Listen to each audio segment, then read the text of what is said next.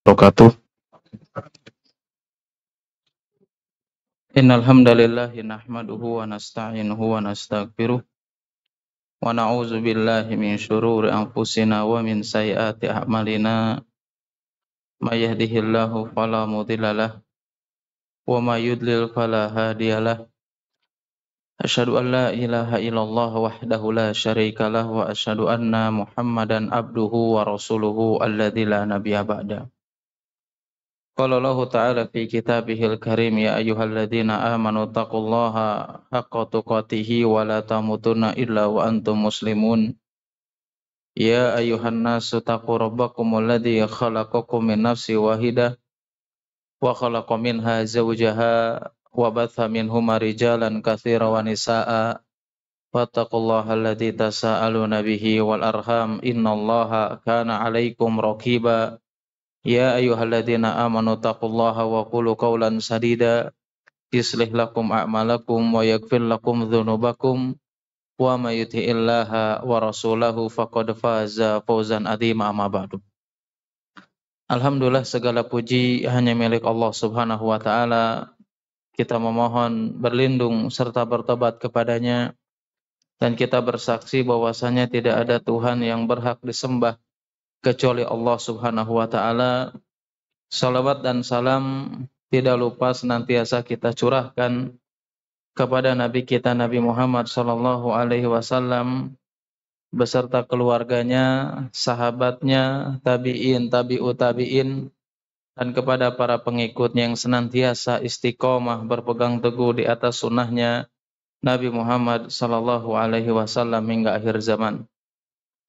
Alhamdulillah, pada kesempatan ini kita akan melanjutkan pembahasan berikutnya, yaitu adalah di antara dosa besar yang dijelaskan dalam Al-Quran dan Sunnah Nabi Sallallahu Alaihi Wasallam, atau dinukilkan, dituliskan oleh Al-Imam Adz-Dzahabi rahimahullahu ta'ala dalam kitab Al-Kabair, yaitu adalah sihir.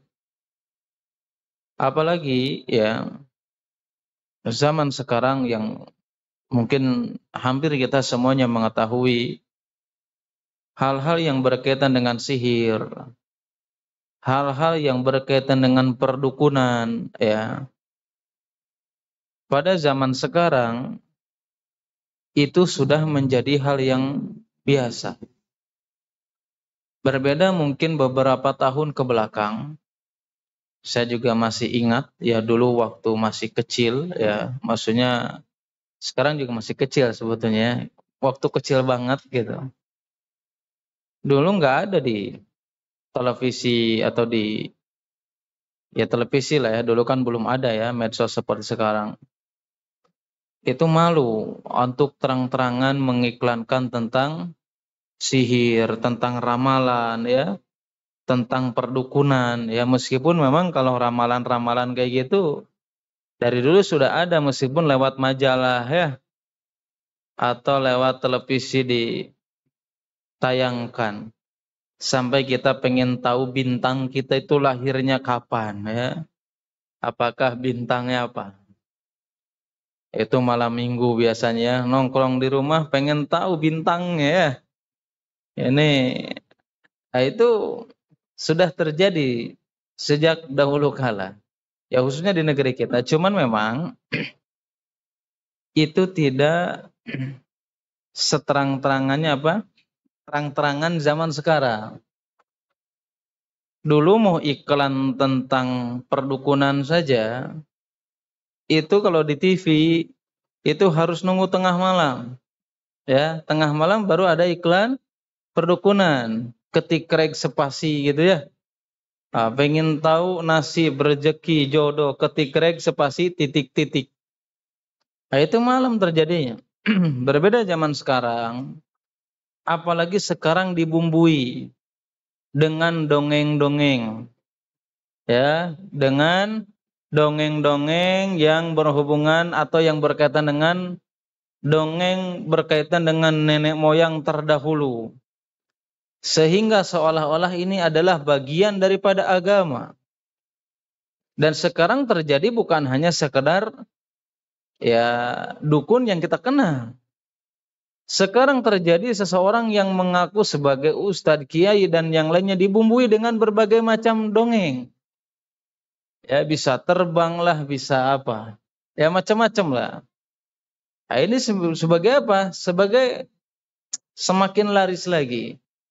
Bahwasanya perdukunan di zaman sekarang. Ya, ada yang asli dukunnya gitu ya, ada juga yang palsu. Baru saya tadi baca berita ya di apa Kapolres ya. Ada yang kena itu, nggak tahu dukun asli apa dukun palsu. Yang jelas itu dukun cabul ya. Nah, hal-hal seperti itu ini sering terjadi zaman sekarang. Nah, ini hal-hal yang harus kita yang harus kita pahami, yang harus kita ketahui dari sudut pandangan Islam seperti apa. Karena memang ya, kalau kita memahami sihir dari definisi yang dijelaskan baik secara bahasa ataupun secara istilah pasti akan berbeda. Ya, meskipun memiliki makna yang sama. Imam Syafi'i sendiri, Imam Syafi'i ini dalam kitab beliau menjelaskan bahwasanya sihir itu ada dua. Ya, Imam Syafi'i dalam kitab menjelaskan bahwasanya sihir itu ada dua. Yang pertama adalah sihir yang mengandung kesyirikan dan kekufuran. Ya, yang pertama apa? Sihir yang mengandung kesyirikan dan kekufuran. Kapan? Ketika mereka melakukannya bekerja sama dengan jin dan kawan-kawannya. Yang kedua, kata Imam Syafi'i dalam kitab ada namanya sihir yang itu tidak berkaitan dengan kesyirikan. Ya, tidak berkaitan dengan kesyirikan. Apa itu kira-kira? Ada yang pernah tahu? Syirik yang tidak berkaitan dengan kesyirikan atau sihir yang tidak berkaitan dengan kesyirikan. Ada yang tahu? Ya, memang kata Imam Syafi'i mengatakan sihir yang tidak berkaitan dengan kesyirikan itu adalah seperti obat-obatan. Ya, obat memiliki pengaruh enggak? Memiliki pengaruh enggak? Kita sakit kepala, minum obat, langsung ada perubahan enggak? Ada dampak apa enggak? Nah, itu sihir secara bahasa tapi bukan secara syariat atau secara istilah. Karena memang kalau kita, ya ini harus kita pahami dulu ya. Ini pembahasan sihir ini luas. Kalau nggak cukup ya pertemuan yang akan datang. Pertemuan yang akan datang tanggal berapa Kamisnya? Masih ada kan? Apa sudah Ramadan? Hah? Udah belum? Belum ya? Belum. Ya kalau sudah Ramadan berarti nggak bahas lagi sihir, sahur yang dibahas. Ada kaitannya serius. Ya, sihir secara bahasa ma khafiya walatfu fi asbabihi. Segi bahasa sahur itu adalah sesuatu hal yang tersembunyi ma khafiya. Sesuatu yang samar yang tidak tersembunyi ya. Kemudian apa? Walatfu fi asbabihi. Dan sebabnya itu tidak terasa, tidak nampak. Dari segi bahasa ya, bahwasanya sihir itu adalah sesuatu hal yang samar alias tidak terlihat, tersembunyi. Dan apa? Dampaknya itu latfu fi asbabihi. Dampaknya itu tidak terasa. Ada hubungannya dengan sahur, makanya sahur itu kenapa dinamakan sahur? Jelas ini.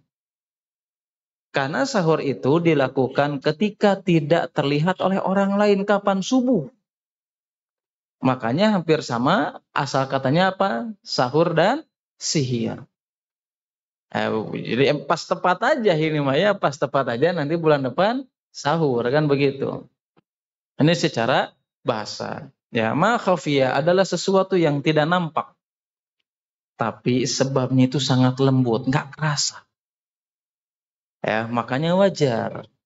Kalau dari segi bahasa nih, Imam Syafi'i mengatakan dalam kitab di antara sihir yang tidak termasuk dalam kesyirikan, contohnya seperti obat. Obat itu kan nggak nampak, kita nggak tahu kan. Pas minum langsung sembuh. Apalagi obatnya apa? Setelan gitu ya. 05 teh ya isinya teh gitu ya. Langsung sembuh ya. Nah, tapi pembagian yang kedua ini yang menurut Imam Syafi'i yang tidak masuk kesyirikan di sini maksudnya adalah sihir dari segi bahasa. Adapun konteks yang akan kita bahas ini kali ini yang dijelaskan dalam Al-Quran dan Sunnah Nabi SAW, yang Allah menjelaskan tentang keharamannya, yang Allah menjelaskan tentang kesyirikannya, bahkan Islam memberikan hukuman penggal kepada pelakunya, yaitu adalah sihir dari kacamata syariat, bukan dari segi bahasa. Ya, karena kalau dari bahasa itu ya tadi kita jelas adalah sesuatu yang tidak nampak, tapi dampaknya itu nggak terasa. Meskipun memang Imam Syafi'i sendiri ya dalam kitab itu beliau mengatakan bahwasannya sihir itu adalah sebuah kalimat, sebuah kata yang memiliki makna yang berbeda-beda. Kenapa Imam Syafi'i mengatakan demikian? Bahwasanya sihir itu sebuah kalimat atau sebuah kata atau sebuah definisi yang memiliki makna yang berbeda-beda dan bermacam-macam. Kenapa? Karena sihir ini memiliki berbagai macam bentuk. Ya, ada dengan bentuk apa namanya? Tiupan begitu ya. Ada yang dengan bentuk apa biasanya itu? Santet gitu ya atau sejenisnya. Makanya sihir ini memiliki definisi yang sangat banyak. Nah, perkataan Imam Syafi'i ini ya bahwasanya sihir ini adalah sebuah definisi yang memiliki banyak makna, banyak definisi karena bermacam-macam jenis dan bentuk dan pengaruh yang dilakukan oleh atau yang dirasakan oleh orang yang terkena sihir. Ini juga senada dengan apa yang dijelaskan Syekh Muhammad Amin Asy-Syinkiti dalam kitab Adwaul Bayan, senada dengan apa yang dijelaskan oleh Imam Syafi'i rahimahullah ta'ala. Kenapa? Kita tidak bisa memahami sekaligus definisi bahwasanya sihir itu mencakup berbagai macam kalimat. Enggak. Kenapa? Karena di sana berbagai macam bentuk dan dampak dari apa yang terjadi daripada yang dilakukan seseorang untuk menyihir orang lain. Meskipun ada seorang ulama atau beberapa ulama, baik itu Syekh Fauzan hafizahullah taala atau juga ulama terdahulu, yaitu adalah Ibnu Qudamah rahimahullahu taala dalam kitab Al-Mughni. Beliau mengatakan ya atau beliau berusaha bahwasanya sihir itu artinya adalah jampe-jampe atau buhul-buhul atau jimat-jimat yang memiliki pengaruh ke dalam hati, ke dalam atau ke tubuh seseorang, bisa menyebabkan sakit, bisa menyebabkan kematian, atau bahkan bisa menceraikan dua hubungan suami istri. Ini definisi siapa? Ibnu Qudamah dalam kitab Al-Mughni. Ya, bahwasanya sihir itu apa? Jampe-jampe, buhul-buhul, ya, jimat-jimat itu semuanya adalah sihir. Kalau masalah jimatnya nanti Sabtu saya membahas tentang jimat-jimat. Tapi khusus ibu-ibu di sana di CCI. Ya, kata Ibnu Qudamah apa? Bahwasanya jampe-jampe, jimat-jimat dan buhul-buhul ya yang memiliki pengaruh baik ke dalam hati seseorang atau kepada tubuh seseorang, baik bisa menimbulkan rasa sakit baik bisa menimbulkan kematian atau bisa menceraikan seorang atau dua pasangan suami istri. Ini pendapat siapa tadi? Ibnu Qudamah. Meskipun Ibnu Qudamah rahimahullahu taala berusaha mendefinisikan sihir tersebut secara lengkap, ya. Ini pun masih dikritik oleh sebagian para ulama. Kenapa dikritik? Karena ada yang kurang. Apa yang kurang? Yaitu adalah sihir tahyil namanya. Apa sihir tahyil itu? Sihir tahyil adalah sihir yang itu melewati khayalan mata atau melalui pandangan. Ya, melalui apa? Pandangan. Sebagian lagi mengkritik dari apa yang dijelaskan Ibnu Qudamah, yaitu adalah sihir yang berkaitan dengan syayatin. Yaitu apa? Sihir yang menggunakan atau meminta pertolongan kepada jin, baik itu untuk menghinakan agamanya atau mereka menistakan agamanya Allah Subhanahu wa taala. Paham dari definisi? Sudah paham apa kecepatan nih? Kalau kecepatan dan kita terpesona berarti apa? Terkena sihir namanya itu. Betul, secara bahasa. Makanya Nabi SAW mengatakan apa? Inna minal bayani la sihron. Nabi mengatakan dalam riwayat Bukhari, Inna minal bayani la sihron. Bahwasanya dari penjelasan, ya, dari apa yang disampaikan, dari rangkaian kata-kata itu mengandung sihir. Sehingga apa? Ketika ada orang menjelaskan kadang kita terbawa. Benar nggak? Itulah. Dan ceramah dan dakwah itu harus seperti itu. Harus bisa apa? Harus bisa menyihir. Tapi bukan menghipnotis ya. Ada nggak penjelasan yang bisa menghipnotis? Ada. Baru muqaddimah jangan nunutan. Nah itu berarti terhipnotis namanya. Baru alhamdulillah. Waduh itu mah bukan tersihir. Terhipnotis namanya. Ya. Jadi apa? Nah ini harus paham dulu. Ya. Tentang definisinya. Sihir itu apa? Ternyata sesuatu yang tidak nampak. Sesuatu yang tersembunyi. Bahkan dampaknya itu nggak terasa. Tiba-tiba langsung sakit misalkan. Ya, tiba-tiba ya sesuatu hal ada yang dirasakan pada diri kita masing-masing. Itu namanya sihir.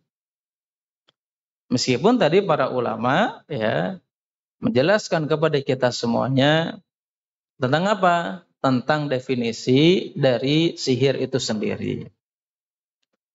Nah, dari mana kita tahu bahwasannya sihir tersebut memiliki dampak? Nih harus dipahami, ini berkaitan dengan akidah. Akidah Ahlus Sunnah wal Jamaah itu memahami bahwasannya sihir itu ada, sihir itu nyata, dan dia memiliki dampak. Itu akidah Ahlus Sunnah wal Jamaah, bukan akidah yang menyimpang. Justru nih, ya, kalau ada orang yang meyakini sihir itu tidak ada, yang meyakini sihir itu tidak berdampak, hanya khayalan saja, justru itu bukan akidahnya Ahlussunnah wal Jamaah. Itu di antara pemahaman Mu'tazilah. Pemahaman siapa? Mu'tazilah. Ya bahkan, itu bukan saya ya, Ibnu Hajar al-Asqalani dalam kitab Fathul Bari rahimahullah ta'ala beliau mengatakan apa?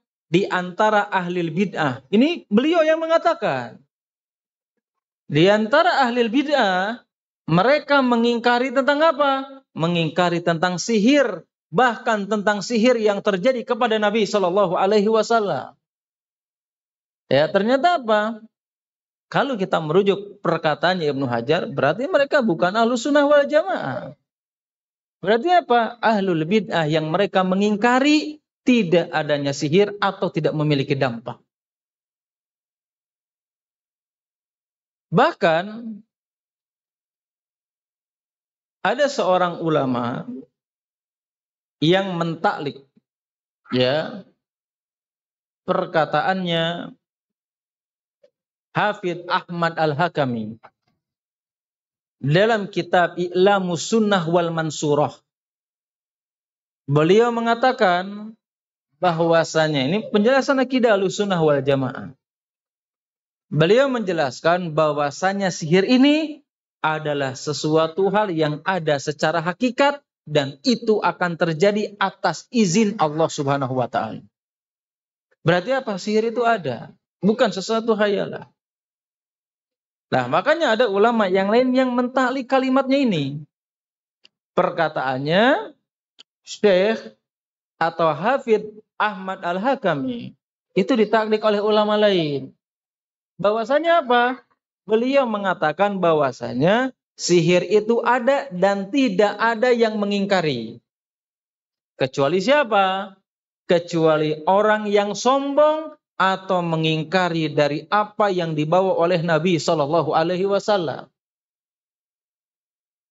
Kenapa? Karena Rasulullah Shallallahu Alaihi Wasallam sendiri, beliau pun kurang lebih 6 bulan beliau pernah terkena sihir oleh siapa? Oleh orang Yahudi dari suku Zuraik yang bernama Lubaid atau Labid bin A'sam. Berarti apa? Sihir itu ada. Jangan diyakini tidak ada.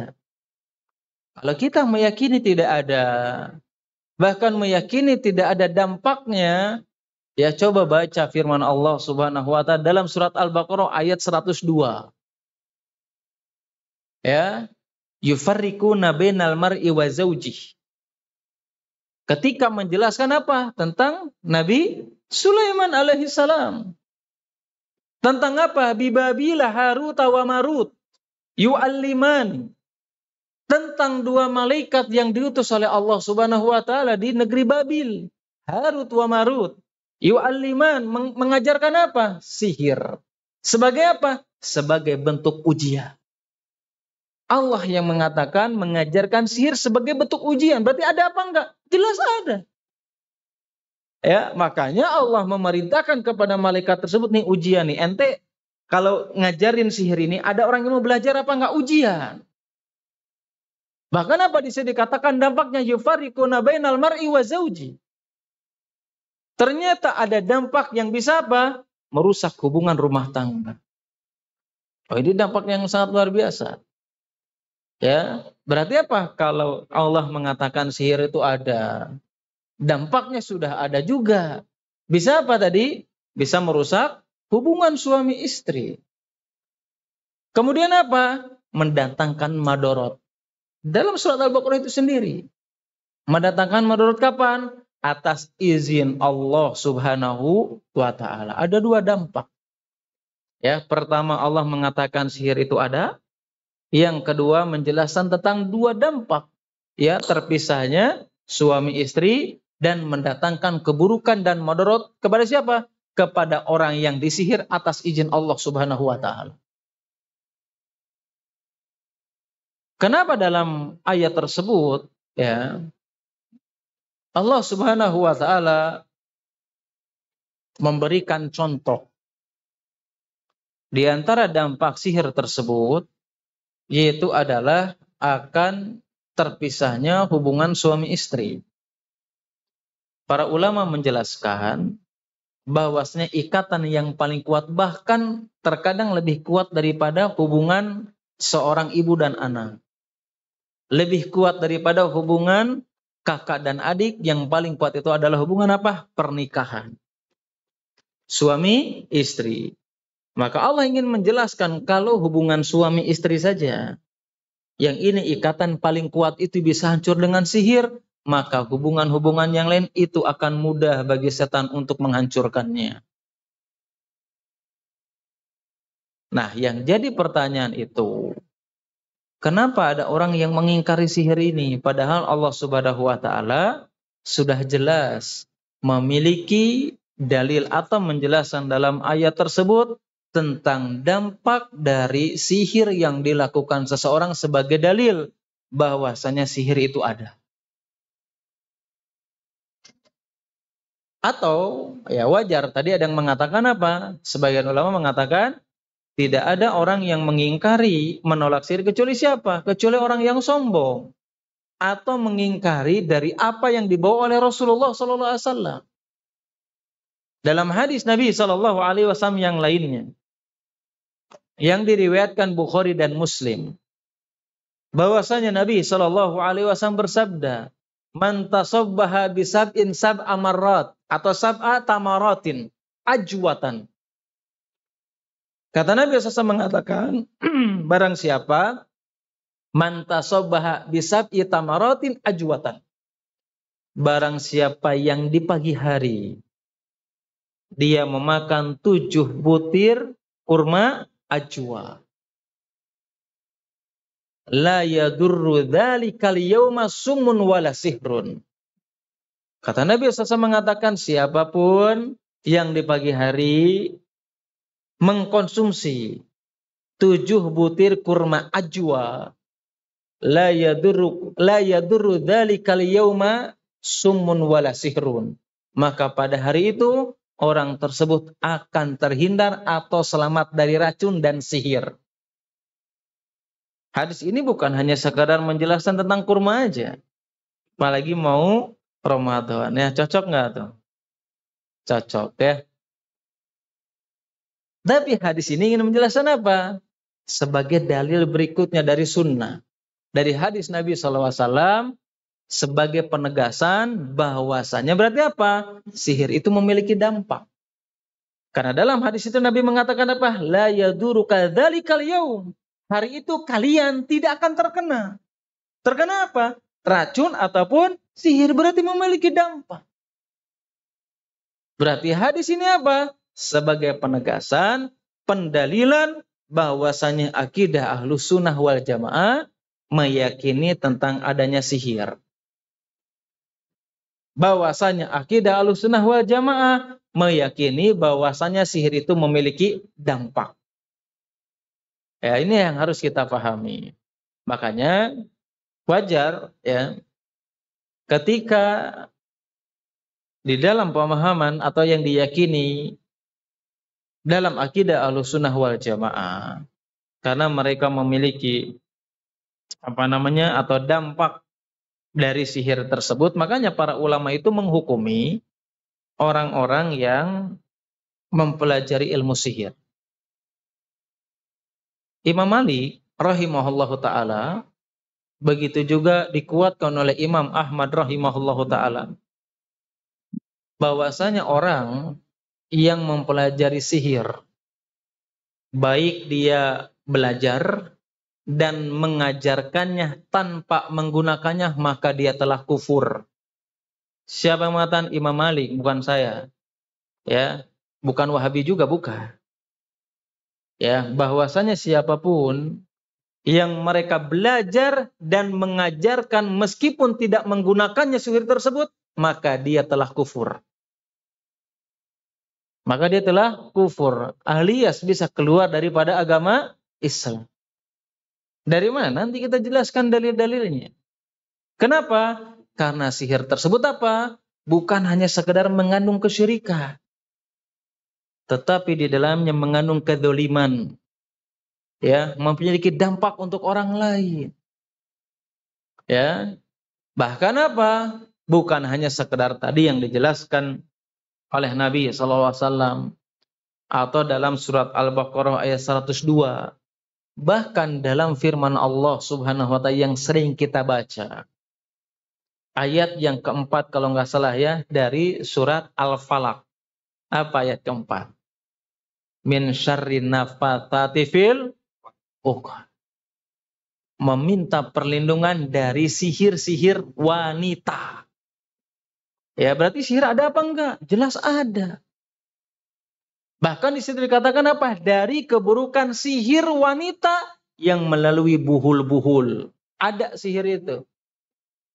Ya, bahkan dalam surat Al-Falaq dikatakan apa? Sihir-sihir para wanita.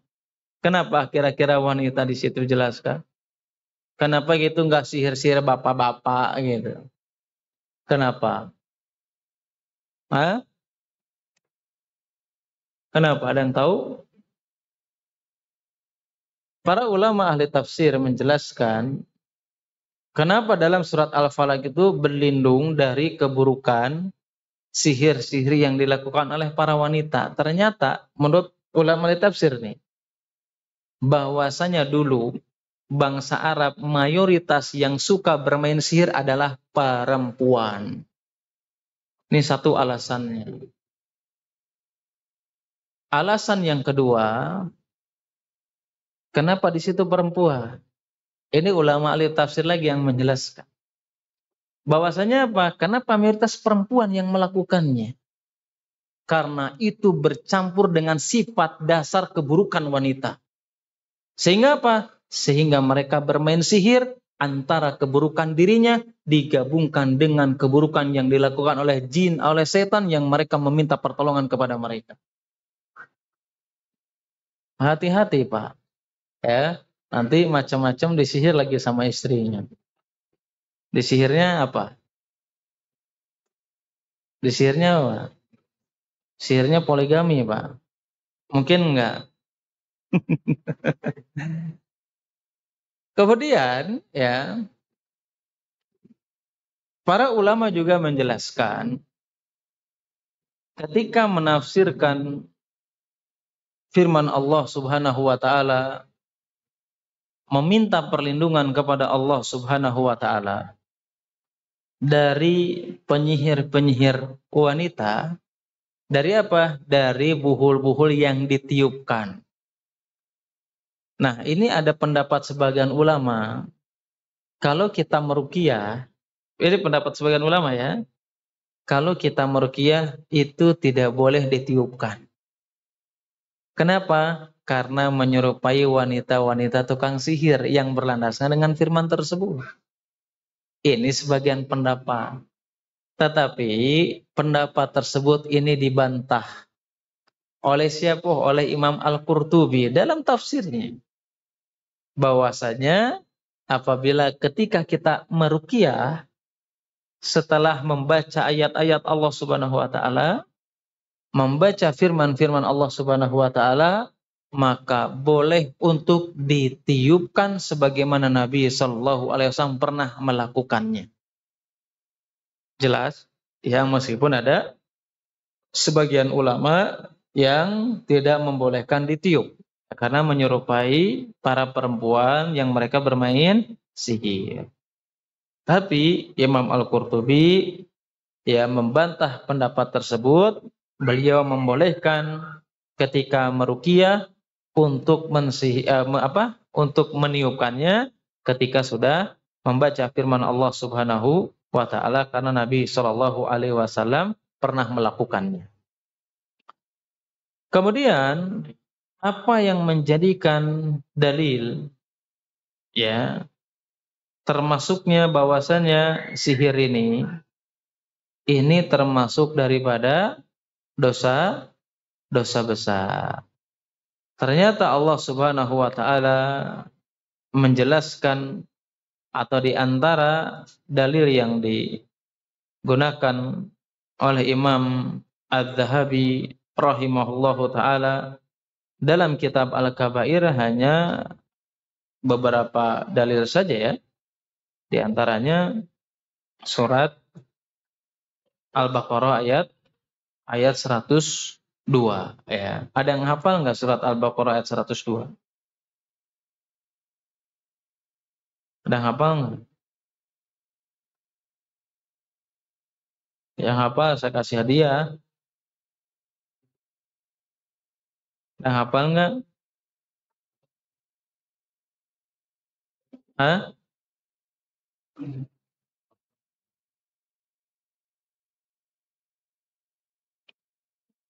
Di antara yang menjadi dalil Imam Az-Zahabi rahimahullahu taala ya, yang menjelaskan bahwasanya termasuk daripada dosa besar yaitu adalah seseorang yang melakukan sihir bahkan bisa mengeluarkan daripada agama Islam. Ya, tadi salah satunya penjelasan Imam Malik rahimahullahu taala. Begitu juga Imam Ahmad bin Hanbal yang masyhur yang dikuatkan oleh Ibnu Qudamah rahimahullahu taala, bahwasanya siapapun yang mereka mempelajari sihir kemudian mengajarkannya meskipun tanpa menggunakannya, maka dia telah kufur alias apa? Ya, bisa keluar daripada agama Islam. Meskipun ada ulama yang lain ya yang berpendapat bahwasanya mempelajari sihir itu boleh. Ya, ada sebagian ulama yang membolehkan itu. Mempelajari sihir itu boleh selama untuk menjaga-jaga terkena sihir. Asal tidak meyakini bahwasanya sihir tersebut bisa mendatangkan madharat. Kalau dia yakini bisa mendatangkan madharat atau mendatangkan manfaat, maka dia telah kufur dari apa yang telah dibawa atau dijelaskan dalam Al-Quran dan Sunnah Nabi Sallallahu Alaihi Wasallam. Tetapi kalau kita merujuk kepada dalil-dalil yang dijelaskan dalam Al-Quran dan Sunnah Nabi Sallallahu Alaihi Wasallam, tentu pendapat yang mengharamkan, ya, bahkan termasuk daripada kekufuran, itu adalah pendapat yang sangat kuat. Kenapa? Dalam surat Al-Baqarah Allah Subhanahu wa taala menjelaskan ketika ada seseorang yang mereka mengganti sihir atau mengganti kitab Allah Subhanahu wa taala dengan sihir, di situ dikatakan la yuflihu. Dia itu termasuk orang-orang yang tidak akan mendapatkan keberuntungan kapan? Ketika di akhirat kelak.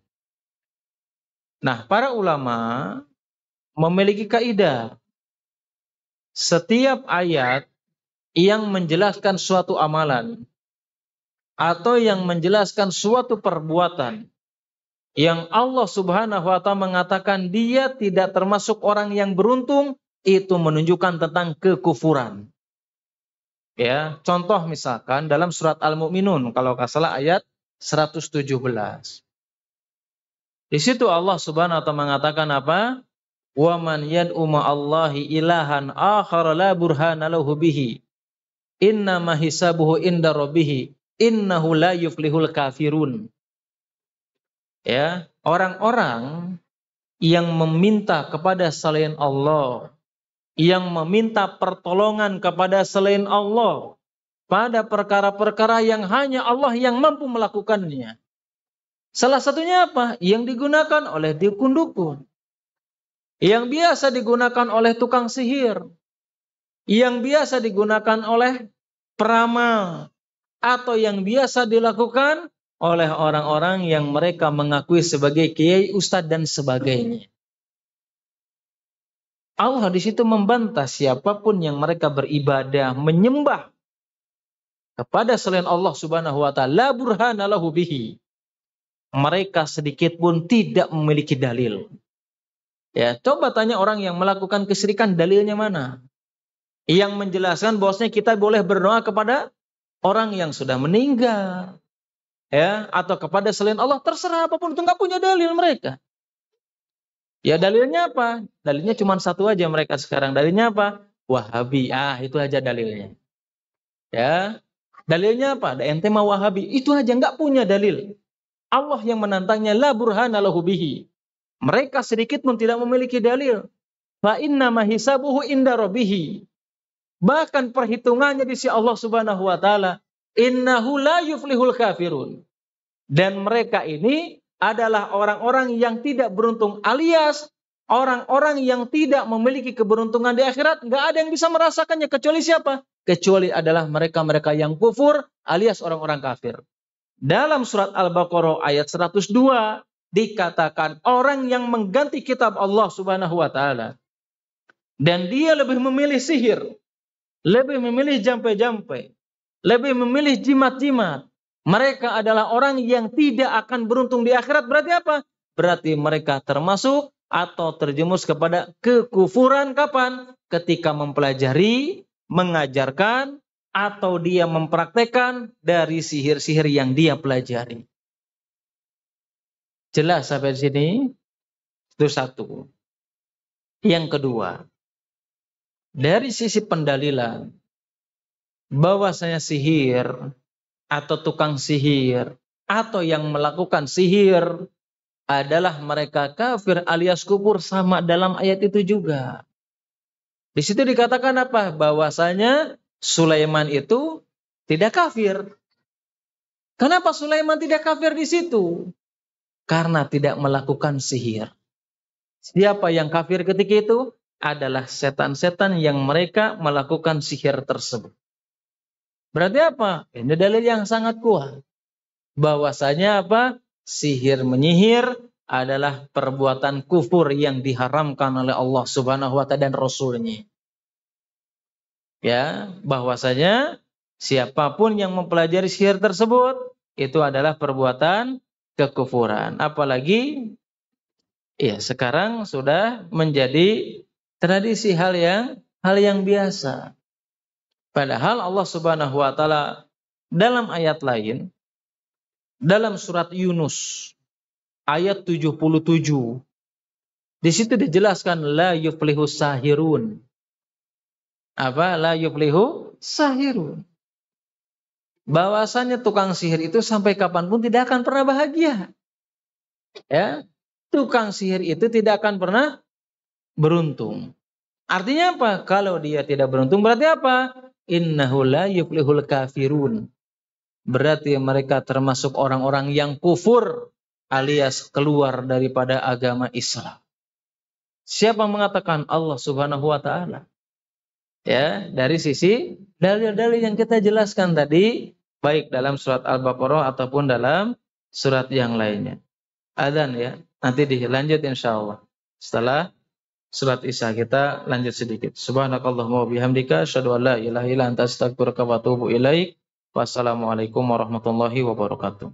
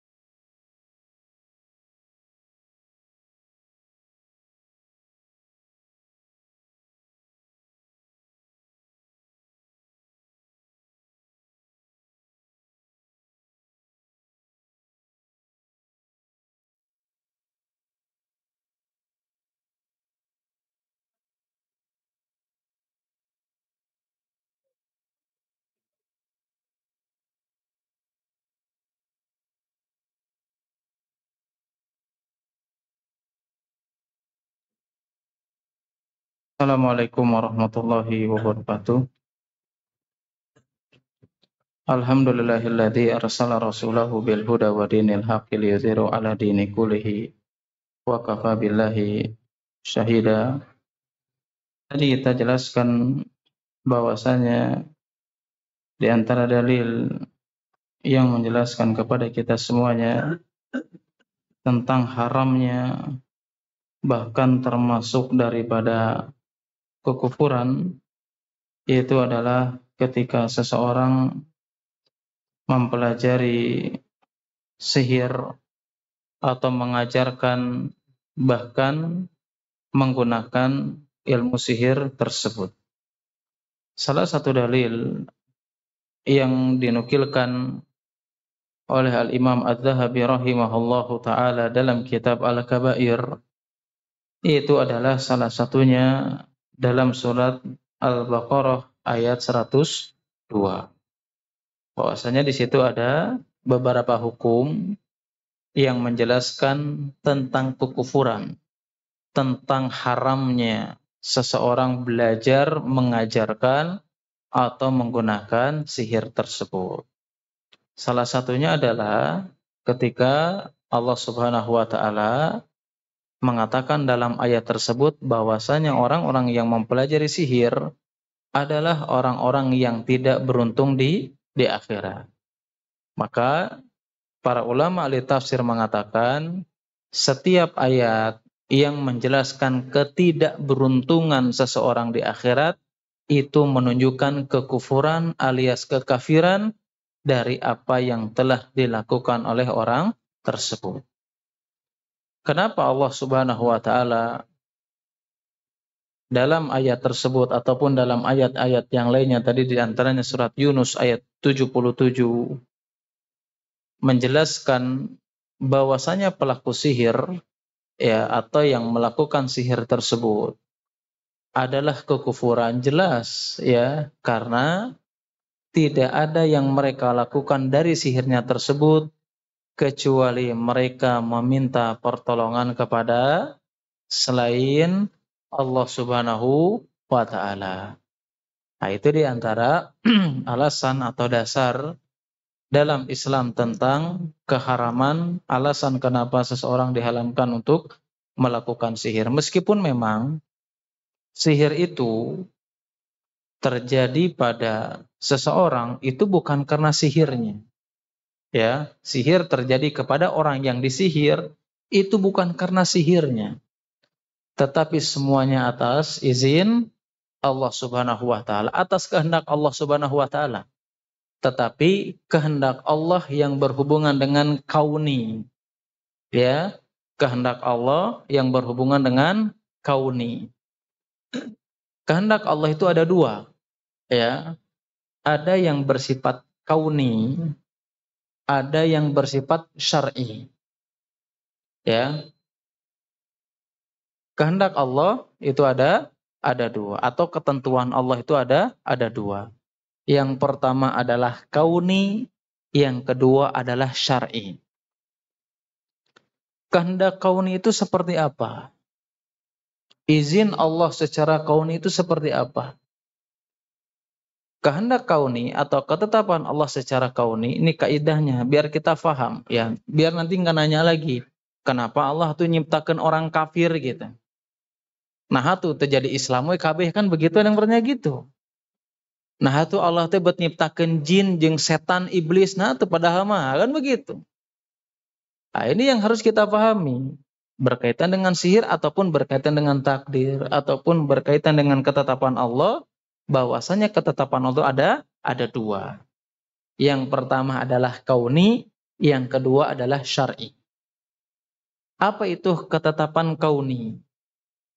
Ketetapan kauni adalah sesuatu hal yang ditetapkan oleh Allah, nih kalimatnya, ketetapan yang ditetapkan oleh Allah Subhanahu wa taala itu baik yang dicintai ataupun yang tidak dicintai oleh Allah dan pasti terjadi. Ya. Ketetapan Allah secara kauni apa? Bahwasanya segala sesuatu yang ditetapkan oleh Allah Subhanahu wa taala baik yang dicintai ataupun tidak dicintai tetapi pasti terjadi. Pahami dulu nih. Ya. Paham sampai di sini? Ya, ketetapan Allah yang dicintai ataupun tidak dicintai dan pasti terjadi. Itu namanya ketetapan kauni. Adapun ketetapan syar'i atau izin secara syar'i atau ketetapan Allah secara syar'i apa?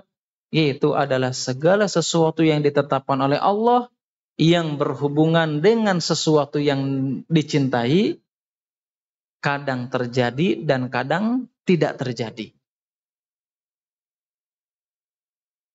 Bisa ngebedain? Bisa ngebedain apa bingung nih?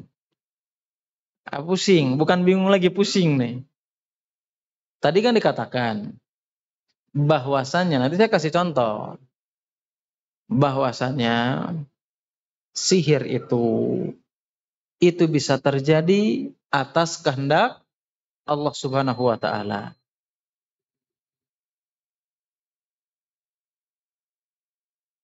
Bukan sihir kan? Bukan sihir, ini mah memang ada trouble ya. Jadi sihir itu terjadi atas izin Allah Subhanahu wa taala. Tetapi atas izin di sini, ini atas izinnya kauninya Allah Subhanahu wa taala. Paham sampai di sini? Wah. Sekarang yang jadi pertanyaan, apa yang dimaksudkan dengan ketentuan kauni dan ketentuan syar'i, kan begitu? Ketentuan kauni itu adalah sesuatu yang Allah tetapkan, baik dicintai ataupun tidak dicintai, dan itu pasti terjadi. Contohnya apa? Contohnya sihir. Ketika orang terkena sihir, ketetapan Allah atau bukan? Ketetapan Allah, dicintai atau tidak? Tidak dicintai oleh Allah Subhanahu wa taala. Terjadi, pasti terjadi. Kenapa Allah menetapkannya? Kenapa Allah menjadikannya? Karena ada hikmah di balik peristiwa yang ditetapkan oleh Allah Subhanahu wa taala. Masih bingung sampai di sini? Atau contoh lain? Contoh lain nih. Beberapa tahun kebelakang di Indonesia atau di seluruh dunia ini itu ada yang namanya virus COVID atau corona. Ya, corona. Kira-kira Allah menciptakan virus, menciptakan penyakit, ya, itu disukai atau enggak? Enggak disukai, tapi terjadi apa enggak? Kenapa Allah menjadikan? Padahal Allah tidak menyukainya. Paham sampai di sini? Ya, kenapa Allah tidak suka, tapi kenapa Allah menetapkan? Karena di dalamnya mengandung hikmah. Sama dengan sihir tadi. Allah nggak suka hambanya, orang-orang yang beriman didolimi. Allah nggak suka orang-orang yang taat kepada Allah SWT di antara hambanya itu didolimi dengan perbuatan sihir tersebut. Tapi kenapa Allah menentukannya? Ya, padahal itu adalah sesuatu ketetapan yang tidak dicintai Allah, dan itu pasti terjadi. Kenapa? Karena memiliki hikmah. Ya, paham nggak atau bingung nih? Saya jujur ya, ketika saya dijelaskan tentang hal kauni dan syar'i ini sama syekh saya dulu, saya pusing, saya bingung. Tapi di sini enggak kan? Bingung apa pusing? Saya kasih contoh lagi supaya nanti apa? Ini nyambungnya ke kaidah yang lain-lain lagi. Ya, makanya tadi saya singgung supaya nanti nggak ada yang ngomong lagi, ongkoh Allah teh maha adil tapi nah nyiptakeun setan, kan begitu. Ongkoh Allah teh maha adil nah nyiptakeun orang kafir, nah supaya nggak keluar mulut kayak gitu lagi, lisan kayak gitu lagi, nggak ada. Makanya kita harus paham dulu, ketetapan Allah itu ada dua. Ketetapan kauni, ya, baik itu yang dicintai ataupun tidak dicintai dan pasti terjadi. Sekarang Allah menciptakan iblis, terjadi apa enggak? Dicintai apa enggak? Tapi terjadi kan? Terjadi, itu namanya apa? Ketetapan kauni. Adapun ketetapan syar'i, yaitu adalah sesuatu hal yang dicintai oleh Allah, tapi itu kadang terjadi, kadang enggak terjadi. Contohnya apa? Ketaatan. Allah cinta enggak ketaatan? Ada yang taat, ada enggak? Benar apa enggak? Nah, itu maksudnya. Ya, kalau ketetapan syar'i itu takdir Allah, ketetapan Allah yang berhubungan, yang dicintai oleh Allah, tapi itu kadang terjadi, kadang tidak terjadi. Seperti ketaatan, Allah mencintai ketaatan. Tapi di sana ada yang taat, ada juga yang tidak. Berarti kadang terjadi, kadang tidak terjadi. Mudah-mudahan nggak pusing. Ya kurang lebih seperti itulah ya. Masih bingung juga? Kalau masih bingung ya kita ganti tema. Yang jelas bahwasanya sihir itu, nanti kalau nggak paham tanya ya langsung di luar majelis, nggak apa-apa, saya jelaskan lagi. Ya, artinya bahwasanya sihir tersebut itu terjadi atas kehendak Allah Subhanahu wa taala. Meskipun ya memang kita tahu ya, ketika saya di pertemuan yang lalu menjelaskan tentang dukun. Kenapa dukun ini atau tukang sihir, peramal dan kawan-kawannya, terkadang mereka kalau menentukan sesuatu, terkadang ya enggak seluruhnya, terkadang ramalannya itu benar. Ya enggak? Benar apa enggak? Ya kadang-kadang yang diramalkan tukang sihir, yang diramalkan dukun itu kadang-kadang benar. Kadang-kadang enggak semuanya. Kenapa? Ya, karena Nabi SAW dalam sebuah hadis yang sangat panjang itu menjelaskan bagaimana proses setan. Nah, makanya diharamkan kenapa meminta pertolongan kepada setan, jin dan kawan-kawannya. Kenapa ramalan tukang sihir dukun itu kadang-kadang benar? Karena mereka itu senantiasa apa? Mencuri berita dari langit. Kapan itu terjadi? Itu terjadi dulu sebelum diutusnya Rasulullah SAW. Ya, kapan? Ketika sebelum diutusnya Rasulullah SAW. Adapun ketika diutus Rasulullah SAW, maka ramalan dukun itu hampir semuanya salah dan tidak pernah benar. Kenapa? Karena ketika diutusnya Rasulullah, itu jin tidak mampu untuk mencuri berita dari langit. Siapa mengatakannya? Allah Subhanahu wa Ta'ala. Dari mana? Dalam surat Al-Jin ayat 8 dan 9. Wa anna lamasnas sama fawajadna muliat harasan syadida wa syuhuba. Wa anna kunna naq'udu minha maqa'ida lisam. Dalam ayat tersebut dijelaskan bahwasanya jin ketika itu tidak mampu melakukan sebagaimana sebelum diutus Rasulullah SAW. Ketika mereka ingin mencari berita atau mencuri berita dari langit, mereka senantiasa dipanah dengan panah api oleh malaikat atau atas perintah Allah Subhanahu wa Ta'ala. Tetapi setelah wafatnya Rasulullah SAW, maka kemudian jin tersebut melakukan sebagaimana yang dilakukan oleh jin sebelum diutus oleh Nabi SAW. Zaman sekarang ini, mereka apa? Mereka mencoba lagi untuk mencuri berita tersebut, tetapi kata Ibnu Hajar Al-Asqalani rahimahullah ta'ala, adapun jin yang sekarang, yang nyuri berita tersebut hanya sedikit dan mereka merasakan kesulitan. Berarti apa? Intinya dalam penjelasan tersebut, tidak ada yang dilakukan oleh dukun, oleh tukang sihir, kecuali mereka meminta pertolongan kepada jin, setan, dan kawan-kawannya. Padahal, dalam surat Al-Jin, ayat yang ke-6, baik dijelaskan oleh Ibnu Katsir atas perkataan Ikrimah, atau dijelaskan oleh Syekh Sa'di rahimahullahu ta'ala. Wa annahu kana rijalun minal insi ya'uduna birijali minal jinni fazaduhum rohako. Dulu ya, sebelum munculnya tukang sihir, tukang dukun, ya, para apa? Yang mengaku pintar, ya. Dulu jin setan itu, kata Ibnu Katsir nih, dari perkataan dari Ikrimah, jin itu mereka kalau melihat manusia, mereka akan lari sebagaimana mereka melihat apa? Melihat hewan buas. Takut jin itu dulu. Tapi sekarang gimana? Kita yang datang mereka. Padahal dulu takut. Tapi sekarang apa? Fazaduhum rohaqo, kata Allah Subhanahu wa ta'ala dalam surat Az-Jin. Bahkan sekarang jin mereka berkuasa atas manusia.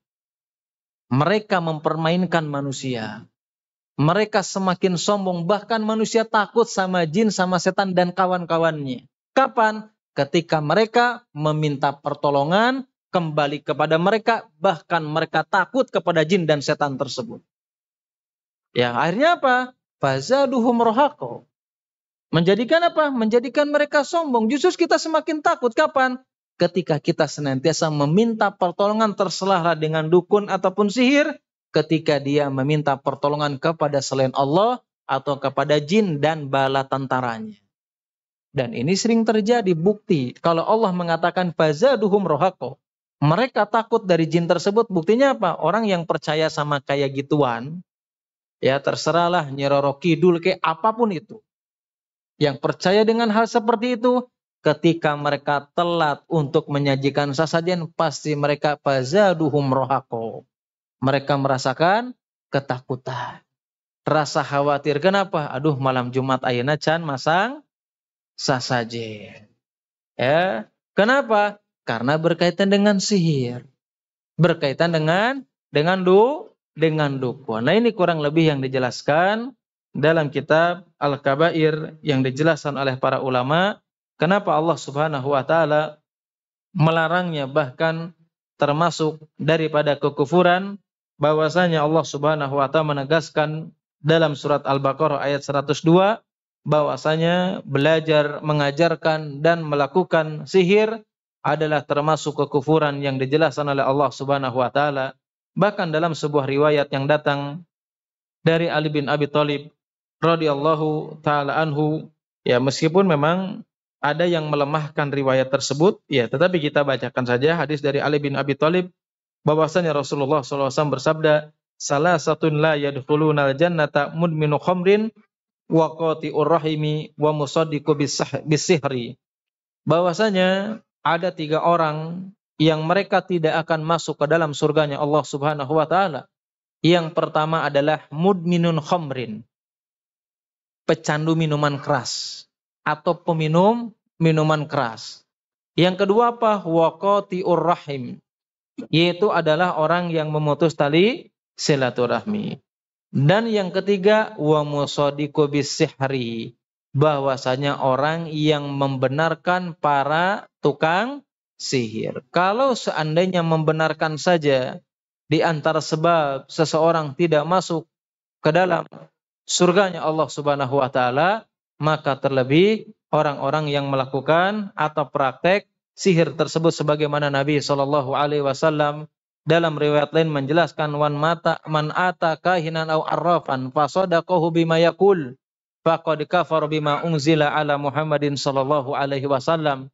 Barang siapa yang dia datang ke dukun, ke tukang sihir, ke peramal, fasaddaqa bima yaqul, kemudian dia membenarkan apa yang mereka ucapkan, maka dia telah kufur terhadap apa yang dibawa oleh Nabi sallallahu alaihi wasallam. Dalam riwayat lain Nabi sallallahu alaihi wasallam menjelaskan, wa man ata wa sa'ala, dia datang ke tukang sihir, peramal, dukun, fasa'ala, dia cuma nanya aja. Cuma nanya aja, penasaran aja. Maka apa? Orang tersebut tidak akan diterima sholatnya selama 40 tahun. 40 hari. Itu diantara dalil-dalil yang dijelaskan oleh para ulama. Wallahu a'lam bishawab. Insyaallah nanti di pertemuan yang akan datang, mudah-mudahan Allah Subhanahu wa taala memberikan kemudahan. Kita lanjutkan kembali tentang sihir aja ya. Masih panjang. Ya supaya kita paham ya hal-hal yang berkaitan dengan sihir tersebut. Tapi paham nggak tadi tentang ketentuan yang kauni dan syar'i? Paham? Hah? Insyaallah paham ya. Kalau nggak paham, ya diulang lagi maksudnya ya. Kalau udah diulang nggak paham lagi ya kabina-bina. Ini yang bisa sampaikan hari ini, mudah-mudahan bermanfaat, khususnya bagi saya pribadi, umumnya bagi jamaah sekalian. Ada yang mau ditanyakan dulu? Ya gimana?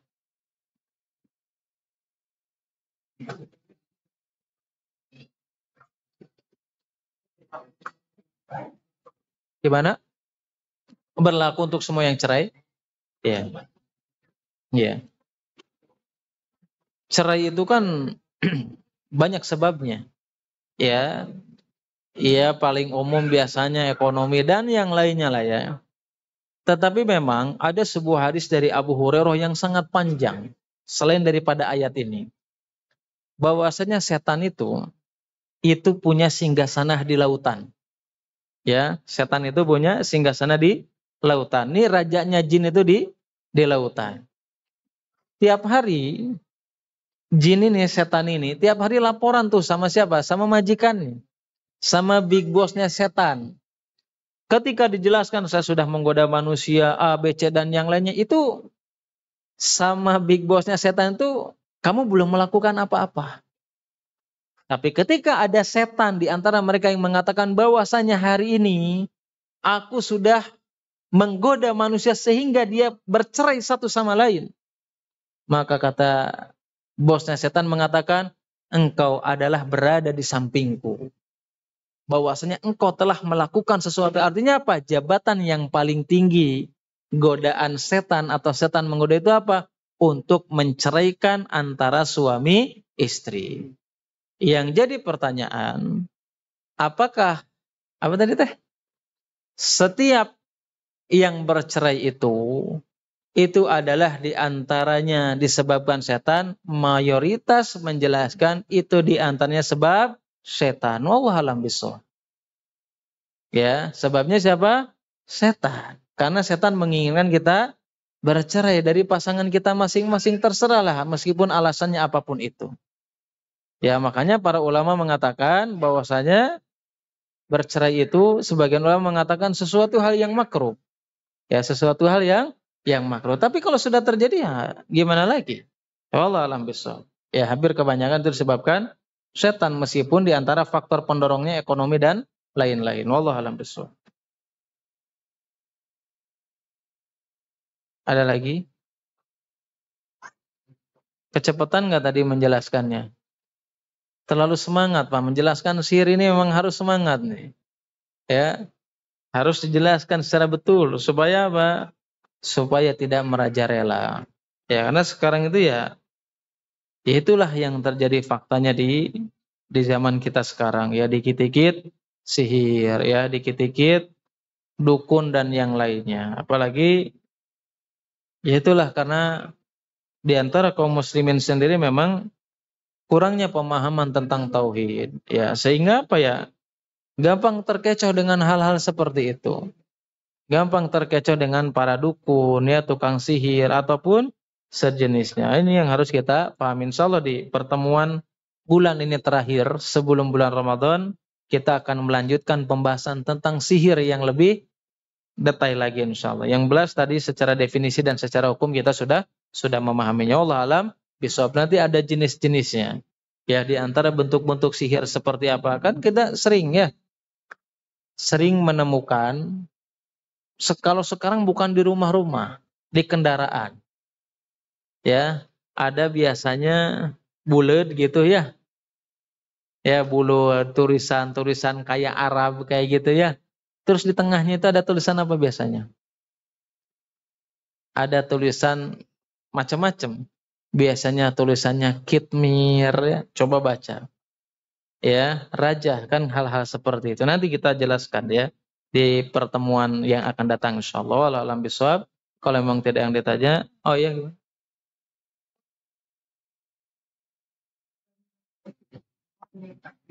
Gimana? Tanya lagi kata Allah mengenai apa yang disebut kauli dan sadi. Dari kedua kedua ada kauli dan sadi.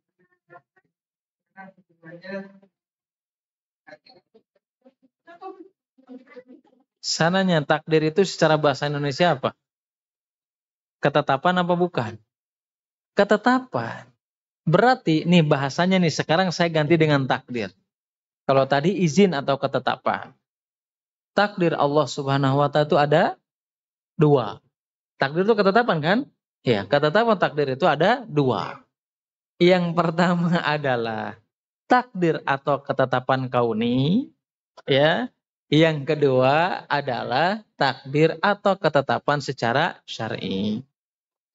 Takdir yang berkaitan dengan kauni itu adalah takdir yang Allah tetapkan baik yang dicintai ataupun tidak dicintai. Dan itu pasti terjadi. Contohnya apa? Sakit. Sakit takdir atau bukan? Takdir. Kenapa Allah menakdirkan? Itu terjadi apa enggak? Jelas pasti terjadi. Kalau Allah takdirkan sakit, pasti sakit jadi. Jadi, ya, kemudian pertama terjadi, yang kedua tidak disukai. Tapi kenapa Allah menakdirkannya? Ya, Allah mentakdirkannya itu kenapa? Karena ada dua sebab. Ya, ada kecintaan li ghairihi, ada kecintaan li dzatihi. Wah, lebih pusing lagi nih. Ya nggak apa-apa, saya jelaskannya sebagai gambaran ya. Maksudnya apa? Ada hikmah karena sebab yang lainnya, orang ditakdirkan sakit. ditakdirkan dengan sihir tadi terjadi pada dirinya terganggu. Kenapa? Karena ada hikmah li ghairihi. Ada sesuatu hikmah di sampingnya. Sampingnya apa? Mungkin dengan dia disihir, dengan dia diberi sakit, dengan sebab itulah dia bersabar, kemudian Allah menghapuskan dosa dan Allah mengangkat derajatnya. Jelas sampai sini? Ya, ini adalah takdir secara kauni. Adapun takdir ketetapan secara syar'i adalah sesuatu hal yang Allah tetapkan dan itu yang Allah cintai. Salah satunya apa? Ketaatan, dan itu kadang terjadi, kadang enggak. Ya kan? Allah menakdirkan ini loh wajib, ini haram, enggak boleh ditinggalkan. Tapi kadang apa? Meskipun Allah menetapkan ini sebuah kebaikan, ini kadang terjadi, kadang enggak. Artinya apa? Kadang ada yang melakukan, kadang juga ada yang tidak melakukan. Masih bingung sampai sini? Mudah-mudahan bisa dipahami. Paham, Pak? Insya Allah ya. Kalau nggak paham ya nanti saya jelasin lagi insya Allah. Pokoknya harus paham. Berarti kalau tahu kaidah seperti itu, makanya tadi saya singgung. Jangan ngomong lagi, nah ayah setan. Allah suka nggak sama setan? Nggak suka. Karena menggoda manusia. Tapi kenapa Allah tetap mentakdirkannya? Karena ada hikmah. Allah takdirkan meskipun Allah tidak suka. Jelas? Jelas. Kenapa Allah menciptakan kemaksiatan? Ya kalau mau Allah nggak usah, manusia semuanya maksiat. Allah menakdirkan tersebut meskipun Allah tidak sukai. Kenapa? Dan itu pasti terjadi, maksiat itu pasti ada. Kenapa Allah ciptakan? Karena ada hikmah di sampingnya. Paham? Nah sekarang gini, kenapa ada orang kafir? Kenapa nggak Islam semua? Allah menciptakan untuk membedakan mana siapa di antara kita yang beriman ataupun enggak. Ya, makanya apa? Ada hikmahnya di balik takdir yang sudah ditetapkan oleh Allah Subhanahu wa taala.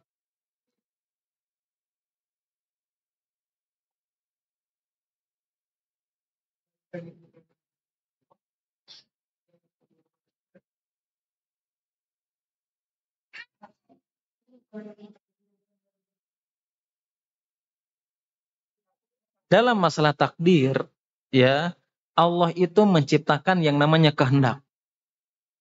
Ya, Allah menciptakan pada diri kita kehendak. Makanya dalam surat At-Takwir apa? Liman sya'a minkum ayastaqim fala tasyauna illa ayyasha Allah. Kalian sampai kapanpun menginginkan istiqomah itu tidak akan pernah terjadi. Kecuali apa? Atas kehendak Allah Subhanahu wa taala. Ya, artinya apa? Meskipun Allah sudah menakdirkan ini loh haram, ini loh jalan-jalan ke neraka, Allah itu menciptakan kehendak pada diri kita masing-masing. Ketika Allah menjelaskan kalau kamu melakukan ini neraka, kalau ini melakukan ini surga, maka itu ada kehendak pada diri kita masing-masing yang Allah ciptakan pada diri kita masing-masing untuk memilih. Kehendak kita mana? Kan begitu. Jadi artinya bukan berarti Allah itu menciptakan takdir tanpa ada kehendak. Jelas ada kehendak. Dan ini untuk apa? Untuk membantah sebagian kelompok mengatakan saya maksiat karena takdir. Padahal sudah diberikan kehendak. Dan kehendak manusia itu di bawah kehendak Allah Subhanahu wa taala. Nanti itu ada pembahasan sendiri ya. Tentang takdir. Memang harus dijelaskan tentang takdir. Ya, banyak manusia menyimpang daripada akidah Ahlussunnah wal Jamaah itu dalam masalah takdir. Jabariyah. Ya. Yang memaksa tadi, saya memaksiat karena takdir Allah. Padahal kita nggak pernah tahu takdir kecuali setelah terjadi. Benar nggak? Iya. Nanti lah insya Allah pembahasan sendiri ya. Apa minggu depan tentang takdir aja, jangan sihir. Sihir dulu. Karena sudah ditakdirkan membahas sihir. Allah a'lam bishawab. Subhanakallahumma wa bihamdika asyhadu an la ilaha illa anta astaghfiruka wa atubu ilaik. Wassalamualaikum warahmatullahi wabarakatuh.